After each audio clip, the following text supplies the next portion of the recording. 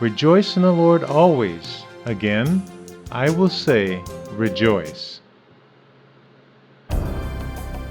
It's Monday, the 28th day of August 2023, and it's time for the reading of our devotional thought for today, and it's being read from the devotional book entitled Truth for Life by pastor and author Alistair Begg.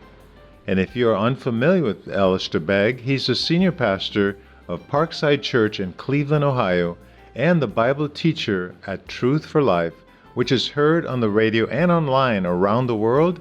And we're really blessed and fortunate to have him right here on Lighthouse Christian Radio, FM 101.3 at 6 a.m. as well as 6 p.m.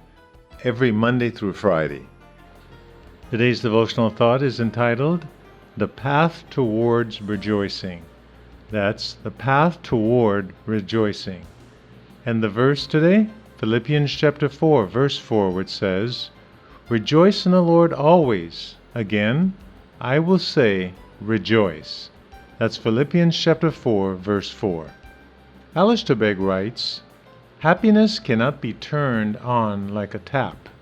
Joy does not come at the flip of a switch. As Christians, we have highs and lows like everyone else. Sometimes we feel great, other times we feel stuck. So, what do we do with a command that tells us to be joyful continually? Or, as the text has it, to rejoice always. Some people conceive of joy as something that ebbs and flows according to our circumstances. If this were so, the path to joy would be to ensure that our circumstances contain as many good things as possible and that we cut out anything and everyone that brings us down. But the Apostle Paul offers us a different take. The Christian joy he describes is intended to be steady and stable. Paul clues us in to the source of this joy here. Rejoice in the Lord always. Again I will say, rejoice. The key is the phrase in between rejoice and always, in the Lord. Those three little words make all the difference in the world. If we let our joy ebb and flow with our circumstances, then we're inevitably going to find ourselves in trouble. Hard times will come sooner or later. But if we rejoice in the Lord, who is the same yesterday and today and forever, Hebrews 13:8, then our joy is anchored in someone unchanging, and so it will be unfading.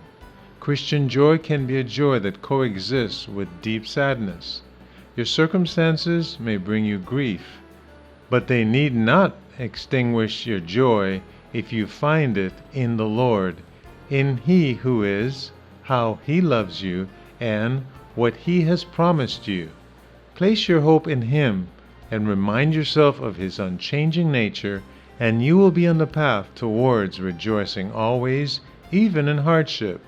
Today, no matter your circumstances, you can find solace, rest, and yes, even joy in the glorious truth that God is with you through it all and will one day set all things aright. Our devotional thought for today, the path towards rejoicing. Rejoice in the Lord always. And I say again, rejoice. The key here is rejoicing in the Lord. Clive Walsh here, trusting that this devotional thought was an encouragement to you and will put a jolt in your step as you go about doing what God has called you to do on that path towards rejoicing. Those of you reading through the scriptures in a year, your assignment today is Psalms 123 through 125 and 2 Corinthians chapter 7. And may the Lord richly bless you and give you a joyful day today.